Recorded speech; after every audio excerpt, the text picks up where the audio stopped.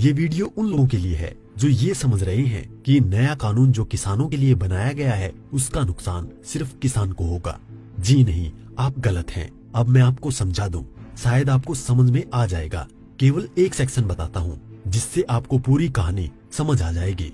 जो contract farming है, उस कॉन्ट्रैक्ट फार्मिंग की धारा 3, उसमें जो एग्रीमेंट होगा किसान और व्यापारी के बीच में, मैं उसके बारे में बताता हूँ। आप समझ जाएंगे, उसके बाद कुछ बताने की जरूरत नहीं पड़ेगी। उस धारा 3 में लिखा है कि किसान और व्यापारी के बीच में एग्रीमेंट होगा। उसमें ये लिखा जाएगा, नंबर 1, किसान को अपनी जमीन पर कौन सी फसल उगानी होगी। नंबर 2, उस फसल का ग्रेड क्या होगा, स्टैंडर्ड क्या होगा और उसकी क्वालिटी क्या होगी। नंबर 3, उस फसल को उगाने के लिए जो बीज होगा, जो खाद होगा, जो कीटनाशक होंगे, जो मशीनरी होंगी, जो तकनीक होगी, उसे वो व्यापारी जिसके साथ समझौता हो रहा है वो देगा। उसके बाद उसी एग्रीमेंट पर लिखा जाएगा उसकी कीमत क्या होगी। जो फसल उगाएगा, जब फसल पक के तैयार हो जाएगी तो किस कीमत पर व्यापारी खरीदेगा, ये भी लिखा जाएगा। साथ में ये भी लिखा जाएगा कि इस फसल की कितनी बार चेकिंग होगी। तो बोते समय जब फसल बढ़ रही होगी उस समय, और जब फसल कट के व्यापारी खरीदेगा उस समय, 3 समय उसकी चेकिंग होगी। अब मैं आपको समझाता हूँ एक बहुत मोटे से उदाहरण से। समझो, ये मानिए कि इस कानून के हिसाब से पूरे देश की जमीन, पूरे देश के जो किसानों के पास जमीन है, उसका जो व्यापारी है उनसे एग्रीमेंट हो गया। व्यापारियों से एग्रीमेंट होने के बाद सारी जो फसल है वो कहाँ जाएगी, व्यापारी के घर में। इसका मतलब ये हुआ कि सरकार के पास खरीदने के लिए एक दाना नहीं बचेगा। सारी की सारी फसल व्यापारी खरीद के ले जाएगा। और व्यापारी कितनी फसल खरीद सकता है, पहले उस पे प्रतिबंधता थी। अब आवश्यक पशु अधिनियम से वो बैरिकेड हटा दिए गए हैं। यानी कि जो एक लगा रखा था बैरियर कि इससे ज्यादा नहीं खरीद सकते, लिमिट लगा रखी थी, लिमिट को खत्म कर दी। इसका मतलब व्यापारी जितनी चाहे फसल खरीद के अपने गोदाम में रख सकता है। अब मानिए कि पूरी फसल किसान से व्यापारी के घर चली गई, तो आप थोड़ा सा पीछे आइए। 2013 में इस सरकार ने संसद में कानून बनाया था इस देश के गरीब लोगों के लिए, 82 करोड़ गरीब लोगों के लिए। नेशनल फूड सिक्योरिटी एक्ट यानी राष्ट्रीय खाद्य सुरक्षा कानून के तहत 82 करोड़ लोगों को 3 रुपए किलो चावल, 2 रुपए किलो गेहूं और 1 रुपए किलो मोटा अनाज देना था। अब मैं आपसे सवाल पूछता हूँ, अब समझिए, आप सब कुछ जब सारा अनाज व्यापारियों के पास चला गया, सरकार के पास कुछ नहीं है, तो सरकार इन 82 करोड़ लोगों को कहां से अनाज दिलाएगी, पहले तो ये बताएं। इसका मतलब जो 82 करोड़ गरीब सरकार की मदद पर निर्भर था वो खत्म हो गया। मतलब आप कह रहे हैं कि किसानों के खिलाफ बिल है, किसानों की भलाई की बात कर रहे हैं, किसानों के खिलाफ लोग समझ रहे हैं। नहीं, ये पूरे देश के खिलाफ है। इससे 82 करोड़ गरीब खत्म। देश में 5 लाख जो राशन की दुकानें हैं वो भी खत्म। 5 लाख राशन की दुकानों में कुछ रोजगार भी मिलता होगा, वो भी खत्म। अब इसके बाद आप आ जाइए कि जब किसान को सारी चीजें, जो खाद भी है, बीज भी है, कीटनाशक भी है, मशीनें भी हैं, तकनीक भी है, वो व्यापारी जिससे समझौता हुआ है वो ही देगा।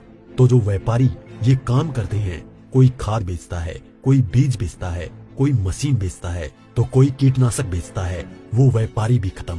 तो आपने व्यापारी खत्म कर दिए, गरीब मजदूर खत्म कर दिए, और किसानों को आपने बंधक बना दिया, मजदूर बना दिया, गुलाम बना दिया। कैसे? अब मैं बताता हूँ। जब किसान की जमीन पर एग्रीमेंट हो गया तो किसान चाहकर भी अपनी जमीन में मानो मक्का बोए हुए है, मक्के से एक बूटा तोड़ के नहीं खा सकता। आज की तारीख में तो खेत में जाओ और एक नहीं 10, 20, 50 जितने बूटे तोड़ के खाने हैं खाओ, खूब सेक के, रिश्तेदारों को भी ले जाओ। साथ में गन्ना अगर बो रखा है, एक गन्ना नहीं खा सकता। क्यों? क्योंकि व्यापारी से समझौता है। अगर एक गन्ना टूट लिया तो फिर उसके बाद व्यापारी से लड़ते रहो, आप एसडीएम के यहाँ, एडीएम के यहाँ। मतलब ये है कि अपनी ही जमीन पर किसान अपने लिए, अपने बच्चों के लिए अगर मन करता है, जो फसल किसानों ने उगाई है, किसानों की मेहनत है, उसमें से एक दाना नहीं ले सकता। ऐसे कानून का क्या करेगा किसान? और इस कानून ने व्यापारी खत्म कर दिया, इस कानून ने मजदूर खत्म कर दिया, और साथ में जो किसान है, किसान को इतनी भी मोहलत नहीं दी गई। आज की तारीख में तो किसान किसी भी जगह से दूर जाकर, यहाँ से ठीक नहीं मिला तो वहां से ले, वहां नहीं मिला तो वहां से ले, यहाँ से कम नहीं मिला तो यहाँ से ले। खाद और बीज अपनी मर्जी से ले सकता है, इसके बाद नहीं, इसके बाद तो व्यापारी ही देगा। इसका मतलब ये हुआ कि चंद व्यापारियों के हाथ में पूरा देश जाने वाला है। और जब व्यापारी के साथ में समझौता हो गया तो कोई भी बैंक किसान को लोन नहीं देगा। इसका मतलब ये हुआ कि अगर उसे पैसे चाहिए किससे लेगा? एक ही रास्ता बचा है, उस व्यापारी से। तो सरकार कहती है कि जमीन नहीं जाएगी, तो ऐसे जाएगी जमीन। और उसी व्यापारी से जब वो कर्जा लेगा, धीरे धीरे कर्जा बढ़ता चला जाएगा और कर्जा बढ़ता चला जाएगा, व्यापारी का ब्याज बढ़ता चला जाएगा। लिहाजा जो किसान है अपनी ही जमीन उस व्यापारी को बेचने पर मजबूर हो जाएगा। अब थोड़ा सा पीछे जाओ, आपको ले जाता हूँ 1947 से पहले। उस समय क्या था? इस देश में जो साहूकार होते थे वो ऐसे ही करते थे।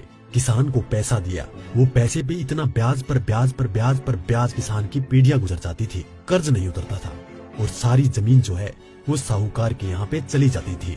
मदर इंडिया और धर्मेंद्र जी की गुलामी जैसी फिल्में देखें आप। और अगर पढ़ना हो तो गोदान पढ़ो मुंशी प्रेमचंद जी की। पहले वो अपनी ही जमीन पर बंधुआ मजदूर बनेगा, उसके बाद में अपनी ही जमीन बेच जाएगा।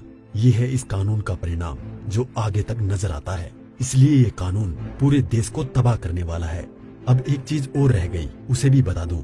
जो मध्यम वर्ग के लोग जो आज रोटी खा रहे हैं, जब व्यापारी सारा अनाज अपने गोदामों में बंद कर लेगा तो वो जो आज उसने लिया, जिस दाम पे उससे 6 गुना 7 गुना 8 गुना दाम पर बेचेगा।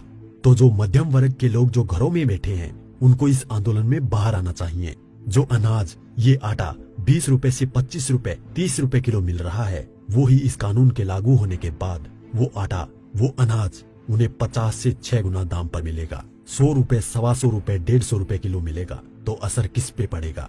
एक भी व्यक्ति नहीं बचेगा जिस पर इस कानून का असर ना पड़े। इसलिए मैं कहता हूँ कि ये किसानों के विरोध में नहीं है, देश को तबाह और बर्बाद करने के लिए है। इतना सब कुछ पता होने के बाद भी अगर आप किसानों का साथ नहीं देते हैं तो आगे आपकी मर्जी।